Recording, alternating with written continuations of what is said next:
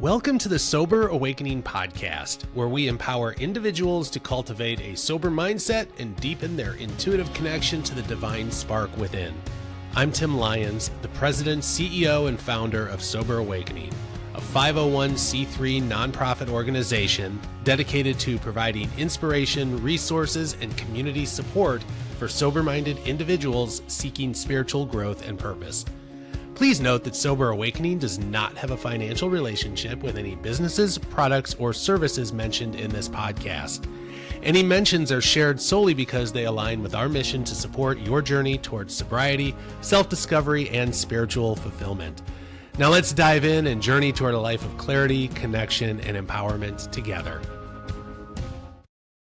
What's going on, everybody? You are back on the Sober Awakening podcast with myself, your host, the president, CEO, and founder of Sober Awakening, Tim.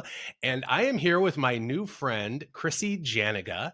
Chrissy is the owner, president, founder, whatever you call it, and I'll let you correct me in a second here, of her own business. She is the spiritual sobriety coach. She calls herself on social media. She runs Soulful and Sober, and she is all about getting sober and developing your intuitive spiritual connection in sobriety and all the benefits that has to offer. And in doing so, helping people step into a better life, discovering their life's purpose, and all of that type of stuff, which is almost to the T exactly what I founded Sober Awakening to do.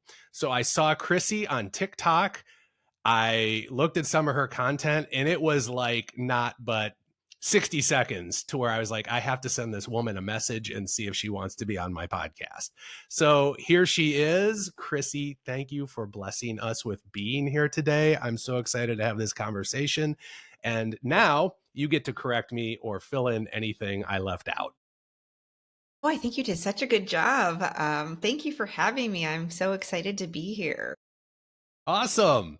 Well, we're excited, obviously, to have you. And just based on the 10 to 15 minutes we spent chatting prior to this, which could have gone on, I feel like, for a couple of hours if we didn't stop ourselves and say, like, gosh, we got to start recording something. I think that you and I are in a lot of alignment with what we are trying to bring to the world.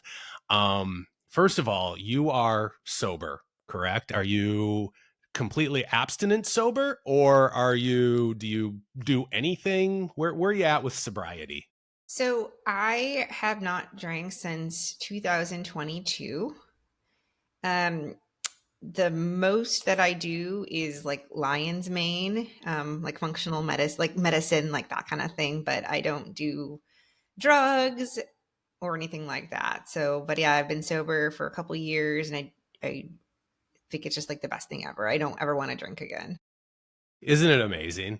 Life is just so much better without it. When I was younger, and as we chatted, and my audience knows if they've listened to anything that I've put out previously, at 39, when I quit, I was 24/7 drunk. Like I could not function without it in my system. I was waking up at 3 a.m.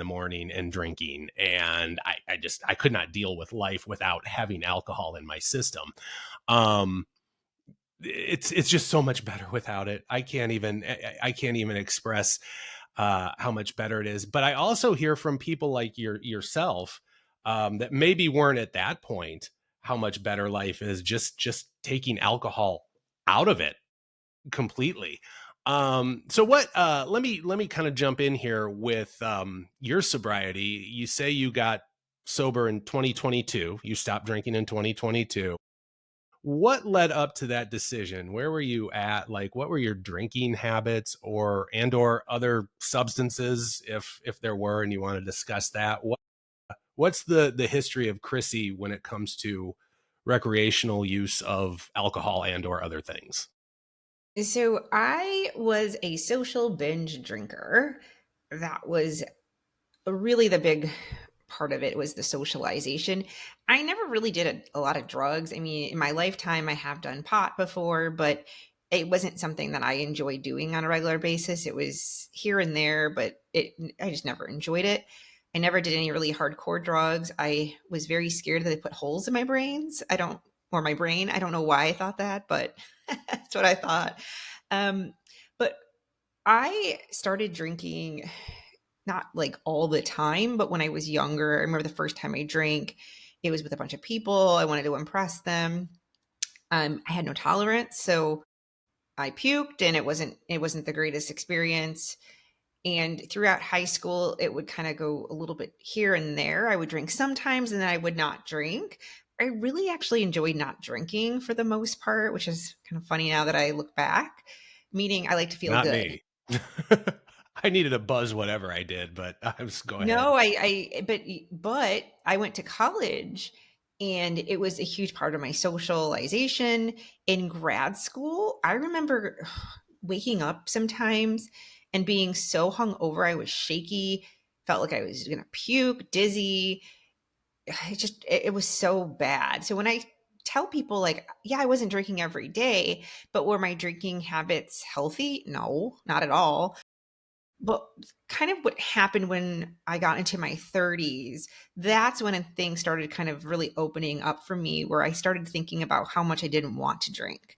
It was in the context of usually a weekend where I drank too much, so I'd feel really hungover.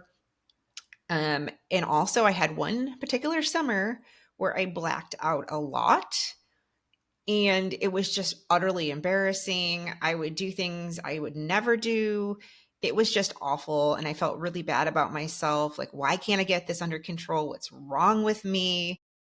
Yet I didn't identify as someone that had a problem with drinking.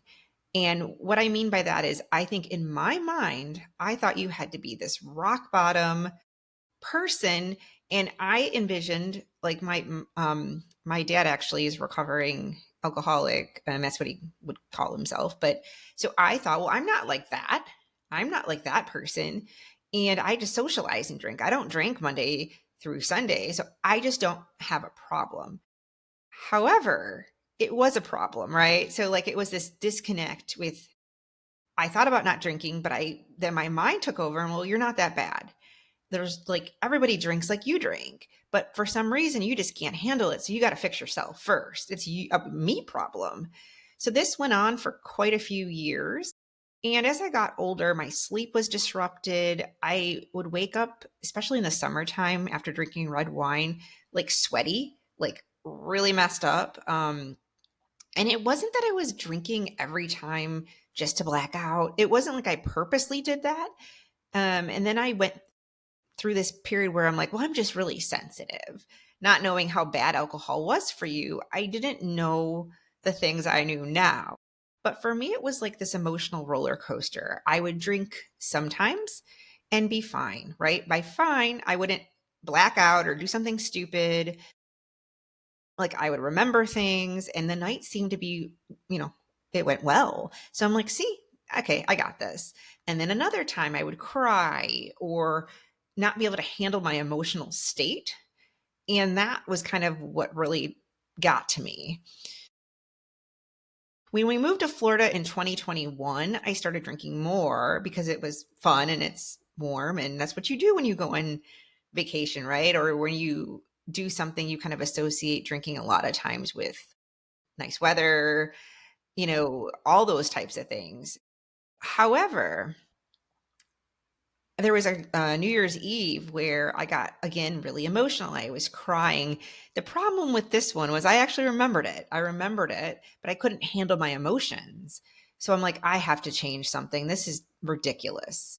And before I stop too, I just want to say that I thought about not drinking for 5+ years, but it would happen hungover, when I wasn't feeling well, but also it would happen a slightly different way when I was feeling good. So when I was taking good care of myself throughout the week, I would think, God, this feels so much better than drinking. And there'd be some Fridays where I wouldn't even want to drink because I wouldn't want to feel bad on Saturdays. But socialization was my huge thing with drinking. So if there was a socialization event or something with my neighbors, like I would be drinking. It would be almost utterly impossible to say no to drinking if it was socialization for me. So fast forward again to 2022 now. It was going to be my 39th birthday. And I'm like, I'm going to try to stop drinking. I didn't exactly know what I wanted to do, but a little bit before this, I got into manifestation and started learning Mhm. about manifestation. So I wrote in my little manifestation journal. I did a Gabby Bernstein challenge of learning a little bit more about manifestation. I put, I want to change my relationship with alcohol. I want to feel healthy. So with that particular time, it wasn't about intuition. It wasn't about spirituality because I didn't understand a lot. It was more like I just didn't want to feel like shit anymore, Right. honestly. So that was kind of, and, I didn't want to be emotional and be a wreck. And I wanted to have some kind of control. So that's where I started in January of 2022. And there's a little bit more, but I want to kind of stop there and kind of just give it a few minutes. But that's kind of how I got to quitting. It was multiple years of just like this back and forth and this tug of war with drinking. Okay. So that so much of that resonates with me. But let me back you up a little bit too. You do you consider yourself intuitive? Do you consider yourself I mean on your spiritual journey, do you mentioned to me as we were talking beforehand, you get downloads in meditation, which I do all Mhm. the time as well. Where do you consider yourself now on the spiritual perspective? Would you call yourself an intuitive? Yes, when I'm vibing high or when I'm in flow state, I'm intuitive, not just about like the bigger things, because it's, as you know, it's not necessarily just, we don't always get big downloads, right? Um, but I like get little ones, like about the basic things at my house. But yes, I would say I'm very intuitive. And also, I'll tell the story here in a second, but I had a bigger download when I actually stopped drinking for good, for good. Yeah. Yeah. Did you now let me ask you, did you have that intuitive instinct? Was that turned on as a younger individual before you started drinking? Because with myself, I had several intuitive experiences, including in high school, a spontaneous out of body experience. And for me, as I drank, as I got older, all those things just shut down. So I'm curious if that was something you were aware of to some extent when you were younger before you started drinking. Did you have those type of things? Yes, and I actually, my mom was really, it was like she was really into seeing ghosts, and she had a lot of experience when she was a child. So I was kind of brought up with two opposite ends, where my dad believed in nothing, and my mom believed in ghosts and spirits. And so I do believe I was intuitive, but I also heard things, saw things. So, for example, I've seen ghosts. I had this really weird experience. I'm going to sound like a crazy person. Not to me or not. Well, Not to not a to lot of you. the people listening or watching this, I don't think. So you go for it. I'm going to tell you two different stories because they're so wild. One was my mom. I mean, I know it's sad. My mom had a miscarriage. Now, I was a little bit older. I think, I was in either sixth grade or no, I was in middle school. I'm trying to like think back. My mom, she wasn't pregnant for very long, and she just knew intuitively herself that this baby was going to be a girl. She was going to name it Emily. And so, unfortunately, she lost the baby. But one Saturday, I was going to bed. I was not like asleep, but I was just laying there, and I heard a hit at my door, and I thought it was like the dog. So I turned my head, and my door was closed, and I saw this girl right in front of me. Now I couldn't see her face, but she had long brown hair, a long dress. Now she would have been older than Emily, but as we both know, those that don't come into physically into this earth are angels, right? They're not guides or spirits, they're more angels. So I'm like, this is Emily. And even though she would have been a lot younger, I told my mom, I'm like, I think Emily visited me last night. So that was kind of my real first time seeing someone. Like I said, I couldn't see her face, but that was just intuitively, I knew it was her. I knew it was that angel Emily. I knew that it was my mom's deceased baby. So that was like the first story. The other one's a little bit crazier. So I had a Ouija board when I was a child. I actually I made my own when I was in high school. Did you? Like just to try it, and it was a wild experience. Mhm. It's hmm. Okay, I'll let you go ahead, but yeah, we go down the Ouija board path here, but go for it. Yeah, I got rid of it because it was freaky. But so the thing is that I want to kind of give a little overview. So, like, I don't fundamentally think that, your guides and spirits are bad. However, I think Right. when you play with these things, sometimes it can be a little bit risky because you don't know what you're welcoming in. You're not doing things maybe for the highest good. It can be trippy. I'm So with I you got this, 100%. Yeah. yeah. So I got this Ouija board, and it had an opening ceremony and a closing ceremony. So what did I not do? I didn't close it. So there was one. This was like almost like I think 3 weekends in a row, and then I got rid of the Ouija board because it was too much. So I was in bed, and I almost felt like a present like come into my body, and like almost like I couldn't move. I was almost paralyzed. The first time it happened, I saw like the Salem witch trial. Like I saw witches being hung, and I tried to move, and eventually I moved, and it lifted. I did not sleep well that night. The second time it happened, I heard people whispering about my notebook.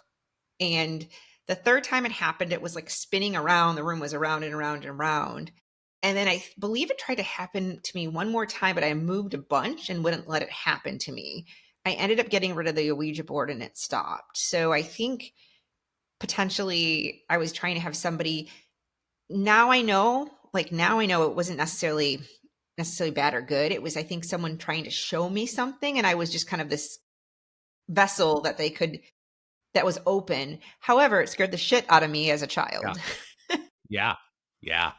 I imagine so. And you know what? I don't know what it is about the Ouija board. I'm not in the camp that, and I was raised Catholic slash Christian, and I mean, so Ouija boards are obviously big, Yeah, big they're not good. no-nos. Yes. Um, I am of the point or of the perspective now where I think any of those quote unquote divination tools, they're not inherently bad or good. And I think that, one of my groups, we were having this conversation that I participate in recently, like they're just tools, right? And we Mhm. can actually tap in intuitively to our higher self, to our guides, to God, whatever you want to call it. We can tap in without any of the tools. But there's just something about the Ouija board that's kind of creepy. You know, don't know Yes. what it is. I tell Yes. people too, I don't know if it's easier in my viewpoint, there are points of consciousness out there, spirits, whatever, and some of them vibrate at a lighter or less dense frequency. Some carry a more dense frequency. I don't even like saying light or dark or good or bad because everything is everything. God is in everything, right? So I don't really put things in camps, but the Ouija board does tend to enable more dense energies out there, I think, to Mhm. come through. Maybe it's because it's easier for consciousness that inhabits a more dense vibratory state. I don't know, but there's something about it. It's like I don't like that thing. But anyway, No, I actually after I got rid of it, it stopped. yeah, So it right, was just yeah. So I was like, okay, and it was scary because I really couldn't feel like I couldn't move. So I was like, yeah, for a second there, I'm like, was I getting possessed? I'm like, it was uh creepy. I huh. didn't want to tell anybody because it was such a weird experience. It was hard to explain. Yeah. I tell you what, I had an experience. Well, I told you I tried making my own Ouija board once when I was like in high school. It was so weird though. I got out this like uh paper and put it on a TV tray with a shot glass, right? And just drew out like yes and no. And I tried to use it by myself. I got this very high pitched ringing in my ear and everything kind of went fuzzy for a little bit, Wow. and it was like no, that was it. Something just did not feel right about that, and that was enough of a trippy experience to be like there's something to this. Maybe the priests are right. So no more of the Ouija board. But also, you're mentioning you didn't tell anybody, And that reminded me of when I had in high school a spontaneous out of body experience. I had the sleep paralysis and everything, and I felt this real, I was like half awake, half asleep. Never happened to me before, but I was fully conscious and in my body. I couldn't move, but I felt this heavy vibration in my heart chakra area. And then the next thing you knew, I'm like looking down at my bed at me sleeping, and I'm out of my body, right? And as soon Wow. as I became aware of it, I got scared and I went right back in. And it happened a few more times, but I didn't have anybody to tell. And it was kind of funny though. One of my drinking buddies, actually out of nowhere, when we were in college, says to me, "Man, Tim, you're like out of all my friends, you're like in touch with the spirit world, dude." And I'm like, "What the hell are you talking about? Like, we never talk about this stuff." He's like, "Yeah, like you just have that something about your connection with things, man." And I don't know where this was coming from, but I told him about the spontaneous out of body experience thing, and he lived a couple blocks from me, and he's like, "Dude, that is so cool. Like, if that ever happens, like, float down to my house and then tell me what I was doing. Let's test this, you know?" I got And that's this is hilarious. like one of my drinking football buddies. And if you knew this guy when we were younger on the outside, you would have never thought he would be into any of that. And it just came out of nowhere. And I actually credit him with giving me the courage to, because of that interchange and how he was interested in this and believed me back then. I credit him with giving me the courage to do what I'm doing with Sober Awakening. That although a lot of people think you're nuts with this stuff, there's a lot of people who don't, and a lot of people who are looking to share experiences. You know what I mean? Mhm. There's a lot of people who want to talk about this stuff with other people, and like you didn't or I didn't when we were younger, we just didn't have that outlet. So but anyway, so you had these two experiences when you were younger, and you were sensitive, you were intuitive, and then you grew up and you discovered drinking and you started down the drinking path. Now if you're like me, that's the intuitive voice started to dim. Did you find that was the case with you? Yeah, I think I didn't understand things either. I was disconnected from my needs in some aspect, and with a lot of my sobriety journey is trying to figure out what I actually want in life and what makes me happy. For me, it was that I didn't understand the things that were coming to me. And yeah, it's really hard to pay attention to your intuition when you're recovering on a Sunday after acting like a complete ass or doing something so embarrassing. You're not focused on like progression and your intuition and taking a hike and enjoying the scenery. You're like sitting in your bedroom or your couch like hating yourself. So it's really hard to connect to your intuition, but it was still there. It was just I didn't understand it and I shut it off. I didn't listen to it because, like I mentioned, I just didn't think I was bad enough. So I really, and I for the listeners too, and I think this is so important to know, like our intuition doesn't always scream, right? It's just a subtle thing like, I should stop drinking. And I thought that because I was hungover, frankly. And I'm like, and I would promise myself I'd be better, but it's still the voice was still there. And then I kept thinking about it. And like I mentioned before, it wasn't just about not drinking, it was about being healthier. Your body is your conduit, right? Like it tells you what it wants, but it's not always like out loud, right? It's just a feeling or like, God, I feel so much better when I don't drink, right? And so for me, I didn't understand the connection. So was it blurry? Yes, I didn't understand any of it. And I also ignored it and ignored my own inner knowing that I should go this path. But I also don't regret it because I think sometimes we just have to go through it when it's the right time. And although I always tell people there's never a right time to stop drinking, but we get to a point where we're like, okay, well, we got two paths to go on. We can go on the one that doesn't work and it's not worked for multiple years, or we can go on this path that said like, hey, why don't you pick me? I've been like, because you don't just have random thoughts all the time, right? But also, if you're ignoring that intuition about your drinking, you're also ignoring it for other parts of your life. And that's the problem with drinking is you have a thought, or an emotion, and you're like, meh, I'm gonna go drink. That's what you do. So you don't even know what your intuition is. It's really hard to Hmm. understand any of it when you're drinking all the time or you're drinking every weekend. Because listen, here is that I work during the week.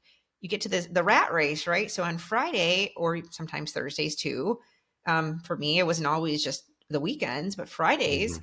I couldn't wait to have a drink with neighbors and friends.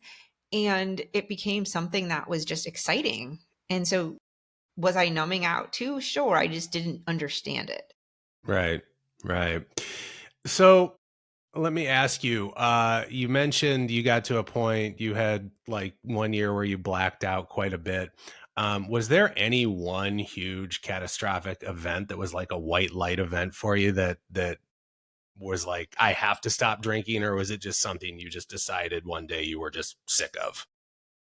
So I would say it happened in stages, and there was two different things. So like I said, the New Year's Eve event was Yeah. like I've already planned on my after my birthday, because of course I had a drink on my birthday. After my 39th birthday, I was going to stop, but it I did drink again after 6 months. I had no support. Everyone around me drank, and then I told myself I'd moderate. But during my period where I drank very, very few times, I was really mindful too. So, like, there were times where I had a drink before I got in an airplane. I mean, it was a couple hours before I actually got in the airplane, and I felt so depressed. So, Mm, having those times where when I did drink very occasionally after the 6 months, it wasn't as enjoyable as I thought it was going to be. And moderation was kind of it, it, it wasn't fun moderating. It was almost like you might as well drink or not drink, because the moderation is, to me, it was harder to do. But the big event was the last time I drank. It was in November of 2022. I had the very, very stressful day at work. I was so stressed out and I couldn't wait to drink. I was going out with my then husband, and I thought he wanted me to drink. I remember taking pictures, sending it to my girlfriend about us drinking wine. And after that event, I was like, oh my gosh, I'm like a people pleaser. I'm trying to make everybody else happy, thinking this is what people want. So I think I want to just really share that, because my story is also quite about healing too. But that night was awful. Number one, I felt very disconnected from my husband. Like, I really didn't feel connected to him at that particular day. I got really emotional. Didn't know these things though. I didn't know that it sometimes people are like, oh, alcohol makes you more truthful. No, I wasn't dealing with anything. So it was hmm. coming out a certain way. It wasn't that it was the truth or not at that particular time. But it was distorting things enough where I cried for hours. And I don't think I knew why I was crying for hours, unfortunately, at that particular time. Now I know. But also at the same time, I would never deal with things like that. I wouldn't cry for 13 hours or do something like, or cry without having any control. So it was the not control over my emotions that pissed me off, because I'm like, gosh, this is so awful. I just can't even control them. Then I slept awful. My GI system, so my stomach was like a hot mess. And I was like, I can never drink again. This is awful. This is just not even worth it anymore. Having that break. So again, I stopped drinking for about 6 months. And then after that, I really didn't go back to what I was doing before, but it gave me more clarity to go, this just isn't worth it. The day after, I'm like, I don't want to drink again. I just do not want to drink again. And I was walking, I felt really good. I think I was thinking about doors, or thinking about like walking through a new path, and I heard myself say, it was my own voice, and it was just like the most craziest thing. I still remember it. I remember where I was. Doors will open if you stop drinking alcohol. Yeah, I think you had that on a TikTok of yours that I Yeah, that saw. went viral. Did it? Okay. Yeah, this is not the first time I've heard this. Yeah, cool. Yeah, Yeah, so those I've had a couple of those clear audient experiences as well. Most of the download, the instruction, the communication I get back is more in meditation and it's more inside my head. But I've had a yeah. couple of those where it's like, I heard that, you know. yeah, it was wild. And then I was like, that was me. That was my own voice. And, that was in 2022. And obviously we're here. And, I do believe that it was true. It was my intuition. It was something higher than me that was like, yeah, like this, you have to do this. Yeah. This is the path you must go on. So it was really cool. Yeah, it's a soul contract for you. It's part of your life plan to do this, as Yeah. we talked about a little bit. And you almost like I look at it, and I told you before we started that, with me and my severe drinking, I had to do it. It was actually something that I had to walk through to be where I am now, to bring what I'm trying to bring to the world now. And that, I think you're in a very similar boat. You weren't drunk 24/7 like I was, but you were far enough down the road to realize that it's not the path that is very beneficial for most people who are looking to grow or emerge into what they can fully become. Anyway, you were about to say something. No, and I agree with you. And I also think this is where normalizing things is important because, I think about like gray area drinking, where you're not sober, you're not severe, but there's a chunk of people that are somewhere in the middle, right? Tons of And people. that's the problem is we've normalized drinking that we don't know what's normal and what's not. And Mhm. I can't answer that 100%, but I don't think socially binge drinking is normal. It's not healthy. It's not good for you. So, I mean, if you want to, and you want to break it down, I mean, we aren't just like this human being. We're mind, body, soul, and alcohol is a toxin, right? So your body is going to prioritize getting rid of a toxin. So your body is doing so much work. It can't do the work that you're here to do, right? It can't do those soul contracts, those amazing things that you could be creating and doing. It's working to get alcohol out of your body as quickly as possible.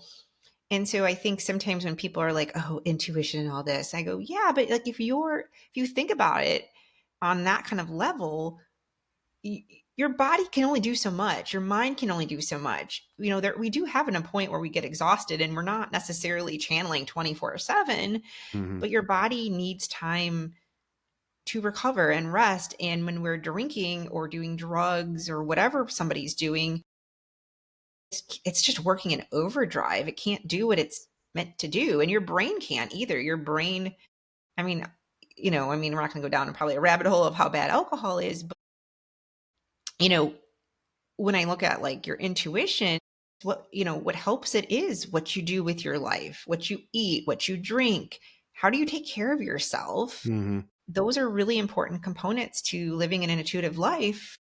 And accessing your intuition is really how you take care of the vessel, the body that you have.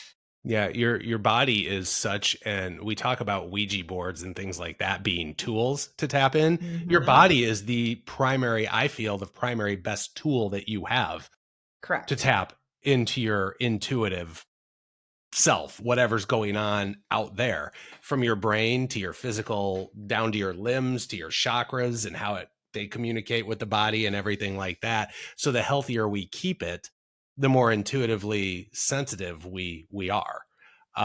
That's what I feel. Um, but anyway, back to you.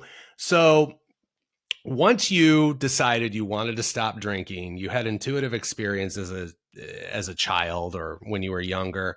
When you chose sobriety, where did the intuitive aspect of your being, when did that start to ramp back?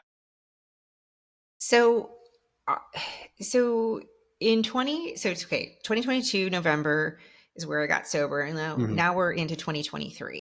So let me back up a little bit. Like I told you, I got into manifestation in 2020, and so I started getting more into those types of things after that. And then especially after I stopped drinking. So in 2023, I did the same thing. What do I want to manifest? And I put find more purpose. Now I know that's a really open-ended thing, but what I think I was trying to say is that there is a disconnect, and there always was a disconnect. I just didn't understand it. Of I needed more of something. I was disconnected from something in my life, and I didn't know what it was. So I think that was, again, my intuition. I just didn't know exactly what that meant. But I had an inner knowing, like, I want to find more purpose.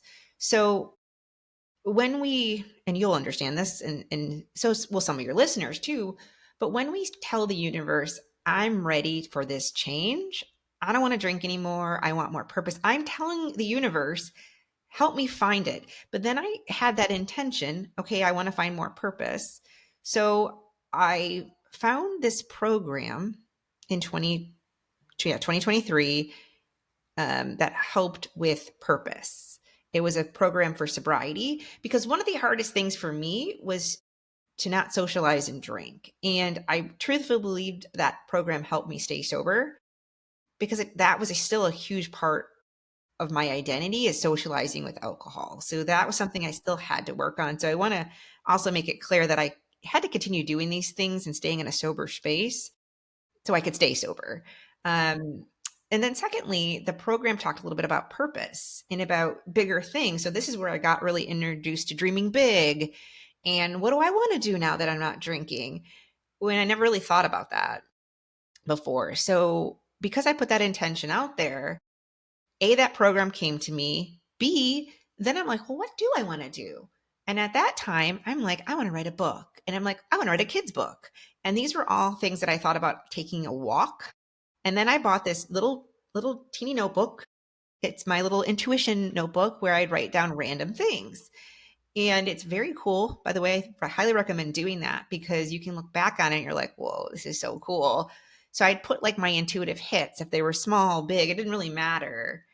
And so what happened is that I actually made the kids' books become a reality. Now, at that time, I wrote one. I've now written two. But what I did is I'm like, okay, a kid's book. And normally prior to drinking, or prior to sobriety, I wouldn't have like even a thought about these things. There would never have been a thought like I could write a kid's book. It would never Mm-hmm. have ever come to me, because I wasn't looking for it. So I think because I made this decision to stop drinking, it catapulted me into this new world, and I was more open to possibilities. Mm-hmm. And I think that's the other thing, is that you don't have to do all this alone. It wasn't like I'm like, I just thought of this all magically one day. Now, there are things that I did think about that weren't because of a program necessarily, but it opened my mind. And throughout this whole experience, I was like, okay, I'm going to start meditating more often. I'm going to start doing this more often. And what I've really learned is when I talk about the flow state to Yes. receive my intuition, it's more when I'm not in a chaotic state. Now, Mm-hmm. sometimes if I get overly stressed or my nervous system is like wrecked, I have a really, really hard time accessing my intuition. So I do want to say that I am human and I have things Yeah. going on sometimes. But Right. this is Sure. this is how I got kind of catapulted into more of a purposeful life, which this person that had this program had a coaching certificate. So I went down that route. And this is kind of how some of this was brought to life. And then I have one more thing to say, and then I will stop and we'll kind of go from there. The hardest thing for me through this journey was realizing how much I needed to heal. And I'm going to explain, because that's a really open-ended comment. But healing for me is healing not big T traumas. I've never really had huge big T traumas, but small. So not feeling worthy, giving my power away when I was younger. I had numerous limiting beliefs where I didn't do things I wanted to do in my life in the past. Now, I bring this up not because drinking created any of that. It didn't. But what happened is I didn't have awareness that that was going on. So even though I have a master's degree, even though I've checked all these boxes, like there were so many things that I didn't do because I was terrified that I'd fail. And so Mm-hmm. through this whole process, I learned this about myself. And I'm like, oh my gosh. And so I've had to work really hard on addressing those things, because it was preventing me from having any growth of any sorts. And this is why the disconnect. I wasn't doing things in my life, not entirely. I mean, I have a child that I'm excited about and I love him, and that stuff absolutely was supposed to happen. But there were parts of my life that I'm like, gosh, I was basically shrinking myself and drinking all the time on the weekends because I wasn't as fulfilled I didn't have the growth. And so it made it really easy to go back to drinking. So when I stopped drinking and started working on myself and realizing I'm supposed to do all this, and this is how you find more purpose. We have to work on ourselves and the things of ourselves that are more like the things that aren't leading us to the better life, right? But we have to work on them so we can have a better life. Yeah. Yeah, I found more purpose open up to me just gradually as I worked on myself and I deepened and experimented with lots of different spiritual practices and started researching. I'm not only do I enjoy different, experimenting with different spiritual practices, but researching, like I said, I was Catholic slash Christian, Hmm. and I still go to church. Actually, I look at it with totally different eyes than I Yeah. used to, but I enjoy even getting into the history of Christianity and then how does that relate to Buddhism or Hinduism and even Egyptian hermetics and things like that. And I'm just fascinated in all that stuff. And the more I researched and then, dabbled in intuitive practices and things like that, purpose just kind of unfolded for me the more I was open to it, you know? There wasn't any one thing I could tell anybody. I'm just like, well, here's a bunch of things that I did. And, as you go down the road and you open yourself up to it, things will just become more clear. Now, you kind of touched on something, and one of the biggest things and the hardest things that I find on this journey is we have this thing called fear. And you mentioned being afraid that it's how is this ever going to work? Or you said something like that. And I Hmm. believe we're given these intuitive ideas and hits and guidance all the time. But when we think into the future about the consequences of acting on them, we start to tell ourselves that'll never happen. I can't start that business. I can't start that nonprofit. I am supposed to do this, and this to have this life that I was Hmm. programmed to have. And therefore, this isn't going to work. And you're afraid of negative consequences. So we shut a lot of that stuff out. And even in sobriety, that's one of the most challenging things I find, even to this day, to overcome that fear of taking inspired action. You know? Yes, absolutely. I think also when people stop drinking,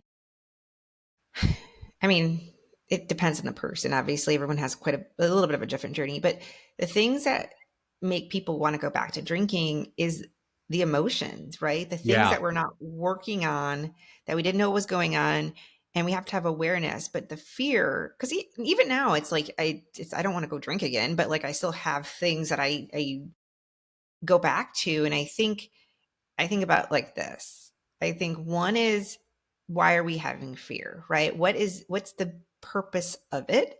And I think some of us are terrified of failing. So if we don't do it, if we don't do the thing, we just can't fail. And I want to give you an example because this is why it's so important to question ourselves and go, what's going on, and doing some investigation and being curious versus shutting down some of our intuitive thoughts. I thought about doing a podcast for a while, kept thinking about it. I like talking. It's easy for me to do these things because it just comes naturally to me.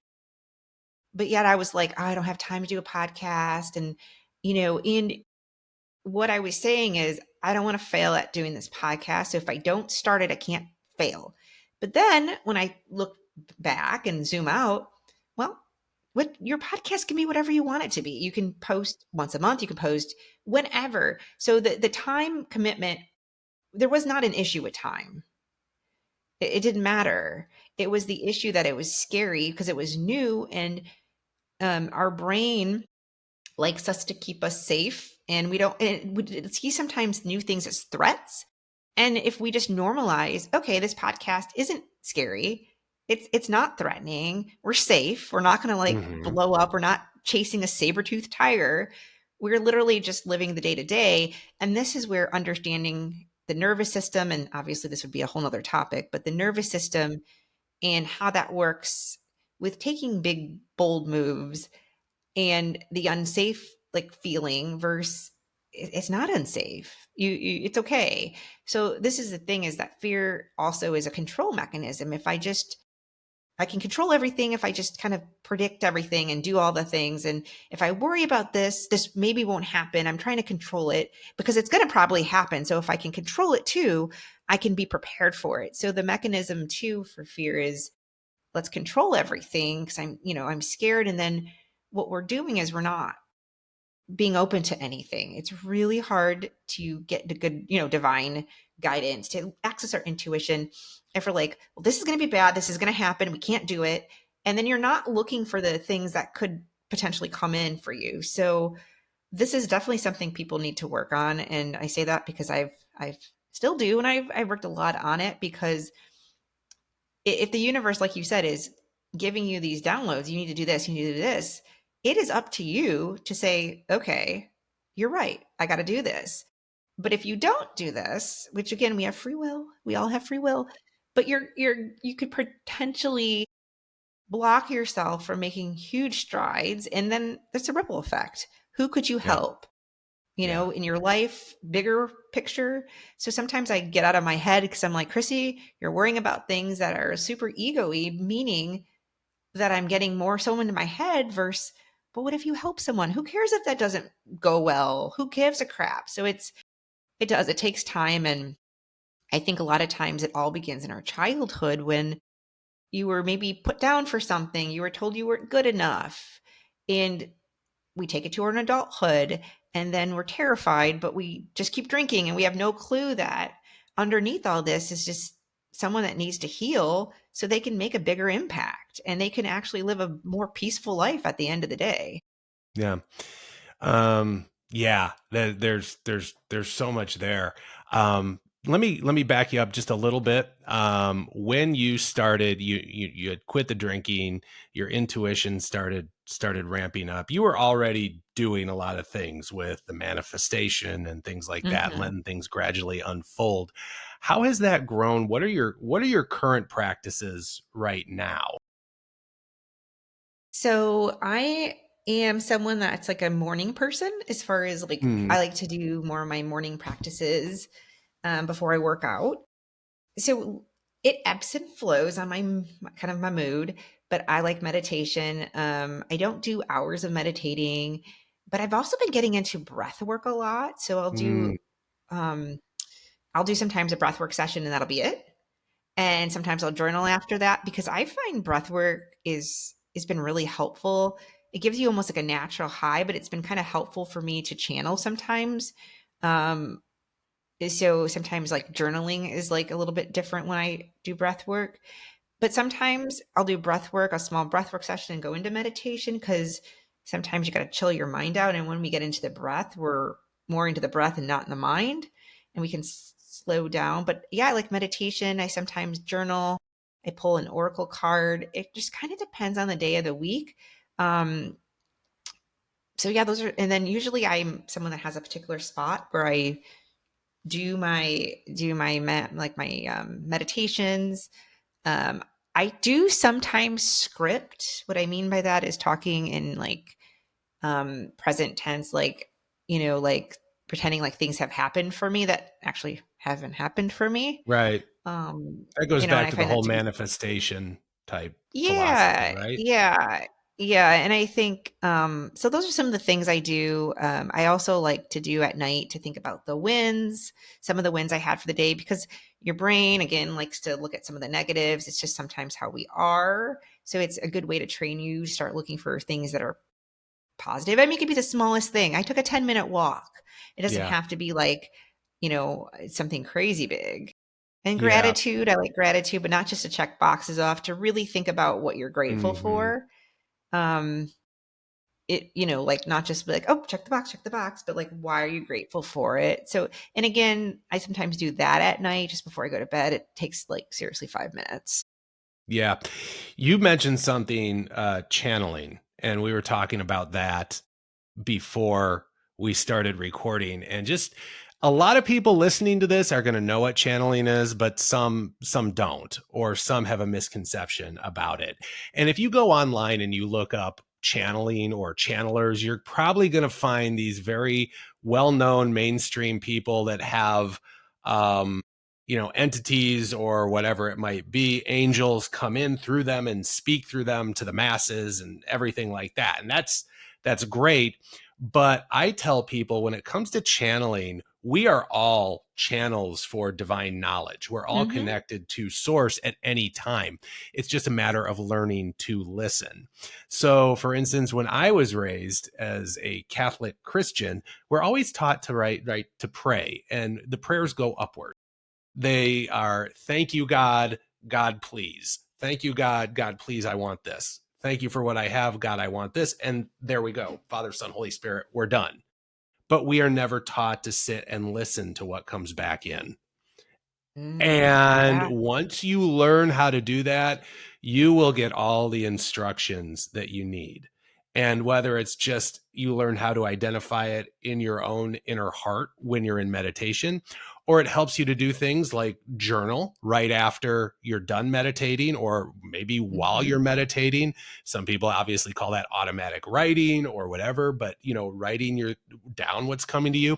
Something I find interesting that works for me is I say I channel my higher self, and I just literally in meditation, I'll start having a conversation with myself. And the things that come back out, like the question will be in my mind. I won't even ask the question verbally, but I'll think it. And then the answer will come out of my mouth without even me trying to make it happen. So those are all forms of channeling that anybody can do. So what's your take on that? I just kind of wanted to back up with the whole channeling thing, Yeah. because there's so many ways it's such a useful tool. Everybody has access to it, and you don't necessarily have to be online looking at and they're all great, the major league channelers out there. But it's something we all have access to. What's your take on it? Yeah. So for me, it's been where sometimes when I write things down, but also things that you think about. So like I'll give two examples. So I like breath work a lot. I obviously love meditation too, but breath work because again, it just does something a little bit different for me. It puts me in a different state too, where I'm like feel very high vibe. What I mean by that, it's like a dopamine rush. So Mm-hmm. one time I did a 15-minute breathwork session and I started journaling. And in my journaling, I put go north. And then I was thinking about going to a coffee shop to write my book. And I'm like, okay, I was like searching different coffee shops. I'm like, okay, I know where I'm gonna go. And it was north of me. And the fire alarm at my apartment went off like multiple times. So if I was home, I would have gotten so much less work done. I would have been pissed. Number one, it would have been very disruptive. And so I found from like saying go north and writing this, it was kind of like, why would I, it was random. But what it was telling me is you need to go north so you can get your work done, your book done. You got to get out of the house. Mm-hmm. So that was really neat. Um, so like, again, this doesn't happen all the time for me. I'm telling you right now, it's not like every day. This is like huge things that happen. And then one time in a meditation, I know you and I were talking about this, and I don't know if I want to call it even channeling, but maybe more like, I guess channeling is from your higher self too. It can be from spirit, it can be from your higher self. It doesn't really matter. But this, I think, I was seeing a like premonition of my future self. Is I was in a meditation and it was talking about purpose. I can't remember the entire meditation. It was in 2023. And I am writing a book called Soul Led Sobriety, and it will be Yes. out this year. Now, in 2023, I didn't know that at that time I was going to write this book. I did have thoughts about writing a nonfiction book, but just it wasn't ready to come out of how I wanted to do it. And I needed to learn more life lessons. That being said, I saw myself in the meditation very vividly signing books and going on stage. And I was like, whoa. And even today, I'm like, this is going to happen. I already know it's going to happen. And I was gifted this beautiful experience to be able to work with a company to help me bring my book to life. And it's just neat. So I think that channeling can be a couple different things. Times, you know, I've written things like I think I've channeled my mom who's passed, Yes. and just the different like verbiage, like the words I wouldn't use necessarily. So like, Mm-hmm. again, I have to be in a really certain kind of flowy state. I can't be stressed and in my mind. Yeah. I got to do something before I can Yeah. channel essentially. Yeah. Let me ask you your book where you saw in meditation, you're signing the book and you're speaking. Um, as you have acted on that, would you say things have started to just kind of magically flow and happen to you to make that book a reality as you have moved toward that vision that you had? Yes. And it's funny because sometimes you forget, like you get so much into the day to day of your life, you kind of forget that these things are unraveling. Hmm. Um, my ex and I sold our house in, gosh, 2024. And with some of that money, I was able to actually work with a company for this book. Now, for my two kids' books, I didn't work with anybody. I just did some basic stuff. It's on Amazon. But for this book, I wanted it to be really like more on brand. I didn't want to just produce something and have it be half-assed essentially. I Right. wanted someone that's written books. I wanted people that have done this before to help me because it's going to be very much my brand and I want to help people. So I want it to make sense, right? And I also don't have a writing background. And I want to make that very clear is you don't have to have this English background and do all this to write books. Um, but no, so with that money, we got very lucky with our house. We sold it somehow between two hurricanes, a cash Yeah. buyer who had like, they must be very well off. And it was just kind of like, whoa. And You one used the could, word luck, though. I don't think it was yeah, luck. no, it wasn't luck. It was the Yeah. universe. I made a choice. And obviously Yeah. we won't get into this too much, but I ended up leaving um, my ex. And I think the universe was like, yeah, this is what you need to do. And I made this really huge decision that was like life changing. Yes. But because it was an alignment decision, it needed to happen. Hmm. I needed to cut those ties. I think the universe was like, okay, well, let me help you get out of this. Let me help you get more financial abundance. Because to be honest with you, doing some of this stuff is expensive. I can't just, throwing money all over the place. And I wanted to do it correctly. So you're right though, luck, you're correct. I have to watch that word. But because I was blessed with this money, I was able to take some of it and make my vision the reality it's going to be. And I want to do these things. That was in 2023. It's 2025. So that's why I'm saying it's these small little action steps and Hmm. the synchronicities and the things that we do. It's really kind of crazy when you think about it. Yeah, the thing that is standing out to me is you had the guts to follow your inspired guidance. And in doing so, one way or the other, you're selling your house, the money shows up. The universe supports you when you follow your soul path. Because you could have Yeah. seen that and you could have said, oh, that whole book thing, that's crazy. And oh, I'm in this marriage that isn't working. I have to suffer and see that. And I have to sacrifice, which we are programmed to do these things in a lot of ways, sometimes in our society. But you actually took your inspiration and moved on it. And it might not be coming right at you in a way that you would have ever been able to see unfolding, but it's still unfolding in the most crazy, weird ways. Just you might, you use the word luck, which I know we understand that it's not really luck. It's all happening like it's supposed to. But what impresses me the most is you have your vision, you took inspired action on it. You've got your book coming, you've got your business, which you founded. You do have a regular 9 to 5 job, but you also are out there in the world helping people in sobriety find a greater sense of purpose. So what's we don't have too much longer, but what's that all about? So I mainly work with women, although I would not be opposed to working with a man. But I work with women who they want to stay sober.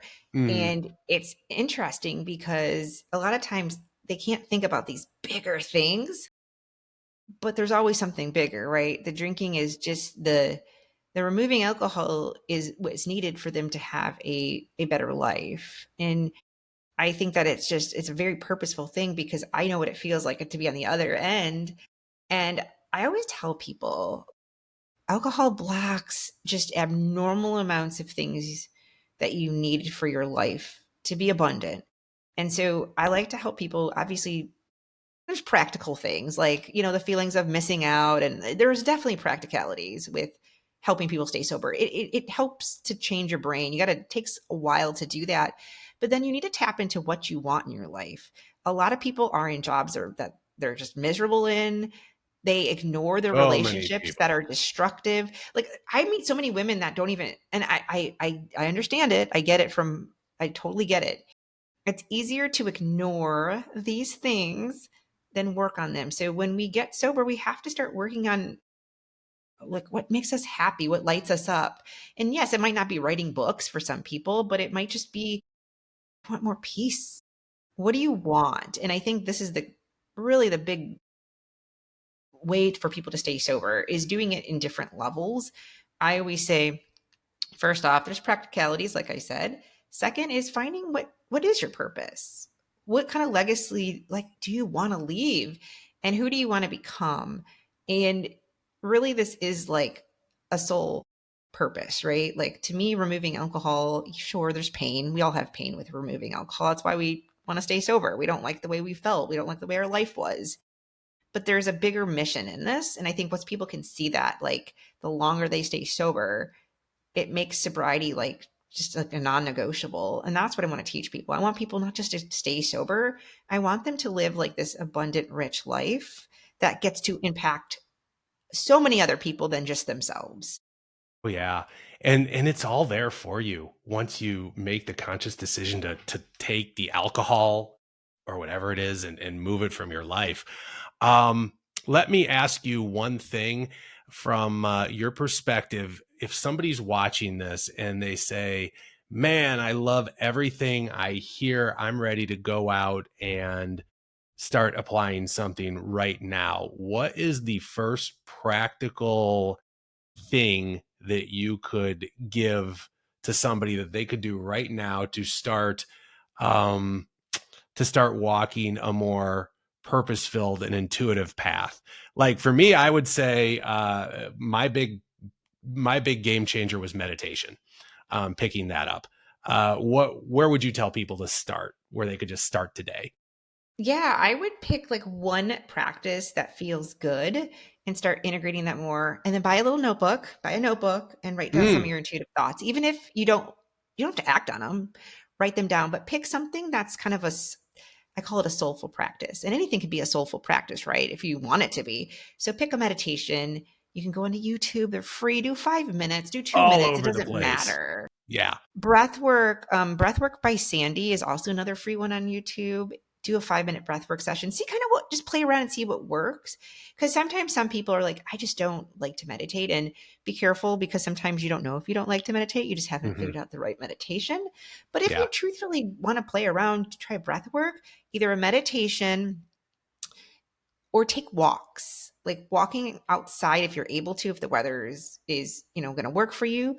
But take a walk in nature and like those types of things can get you out of your mind and back into your body and kind of back into your soul. And when you start listening to your soul, things will light up. And if you need help, obviously there's so many people that can help you too with that, because sometimes we do need a little bit of assistance with this. But those are the things I would start off with, and get really curious about your thoughts instead of saying I can't do that or that's bad or I'm not bad enough. Don't do what I did. Hmm. Start saying like, "Oh, that's an interesting thought. I'm going to write that down." And stop looking at it as a scary thought, more like let's just get curious about some of our thoughts. Everything's a possibility. Just writing it down doesn't mean you have to follow through on it if you're not comfortable doing that yet. No, no. And there's lots of things that like I write down and I'm like, I don't know if that's going to happen right now. And because you don't have to take inspired action with every little like literal thing, Hmm. but also if you take no action on every literal thing, you're going to feel stuck, that feeling of Yeah, stuckness, and nothing's going to change. nothing's going to change. Yeah, yeah. So you are in the business of helping people do this. Where can people find you if they want to kind of learn more about you, what you do, and maybe gain some greater insight or your assistance on their journey? Yeah. So I am at Chrissy Janiga. Um, on like all social media platforms. I mainly go and TikTok and Instagram. And I have a Facebook group. Go to my website. I have tons of free freebies and things you can connect with. It's www.chrissyjaniga.com. What's funny is I really wasn't sure if I wanted to make a sober handle. Because I was like, I want to write books. And I didn't know at the time, I didn't want to be identified necessarily as a sober handle, because I'm like, well, what if I want to be known as my name? And it's funny now because I might not have as many followers as some because I don't have a sober name, but I'm I wanted it to be known by my name because I think I just knew that I was going to be writing books. Yeah. Yeah. And you're following your guidance in that. And, it'll all work out the way it's supposed to, however it's supposed to, as long as you're doing that. So anyway, being a nonprofit though, I always have to kind of disclaimer this, that Chrissy and Sober Awakening do have no financial ties to each other whatsoever. You just, with what you do and what you bring to the world, are very, very much in alignment with what the Sober Awakening mission is. So you are the perfect guest to have on here today. In closing, Chrissy, what have we left out that you'd like to bring in? Is there anything you'd like to impart on the world, the viewers/listeners? What would you like to say in closing? The floor is yours. Well, I think the only thing I would say is, and I know I briefly brought this up, is when we remove alcohol or anything that isn't serving us, we will have challenges. That's normal. We will have things that happen to us that we have to learn how to deal with. And this is part of our soul blueprint, as you put it, is we must go through this. So looking at things not necessarily as, I can't deal with this, this is so hard. Again, you can get help. I'm a big advocate of that. Get help if something is too hard to do by yourself, if you need guidance, because sometimes we just don't have those tools to figure out how to do this by ourselves. But when people stop drinking, we have things that happen to us. And I believe that we have to have them happen for a reason. And we have to learn how to navigate them for some reason, for something that we're meant to do. So I always tell people that when we have these hard times, we have to have them. This is part of our transformation. And I want to leave that with the listeners, because sometimes we do go through really challenging things. We don't know why we're going through them, and we can't make sense of it. And sometimes certain things we go through, we have to go through them for some particular reason, and we'll find it out later, but just not right now. Yeah. Yeah. It kind of goes back to something we were talking about before we started. With darkness, there's always light. They always come. It's the yin and the yang. You can't have one without the other. So if you're in a dark period, have some faith, because the light is coming. That's all that means, Yes. So anyway, Chrissy, thank you so much for being with us today. We're going to wrap this up. We're right at just about a little over an hour. So I have so enjoyed this conversation, and you have totally blessed myself and all of our viewers/listeners by sharing with us today. And thank you for being here, and thank you for being a new part of our Sober Awakening family. Well, thank you so much for having me. It's been a wonderful experience. All right, Chrissy, you have a great day, and thank you, everybody. We will be seeing you in the future. Bye-bye now. Thank you for joining us on this episode of the Sober Awakening podcast.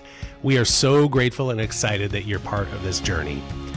As always, please remember, any businesses, services, or individuals mentioned here are shared because they resonate with our mission. We receive no financial benefit from promoting them. It's all about guiding you toward what inspires and empowers your journey. If you've found value in this podcast, please consider supporting our mission with a tax-deductible donation at www.soberawakening.org. Every contribution helps us continue providing resources and inspiration for those seeking sobriety and spiritual fulfillment. Don't forget to subscribe, share this episode, and visit us at soberawakening.org for more resources and upcoming events. Let's continue this path together toward a life of sobriety and spiritual fulfillment. We love you so much. Until next time, stay sober-minded and intuitively guided.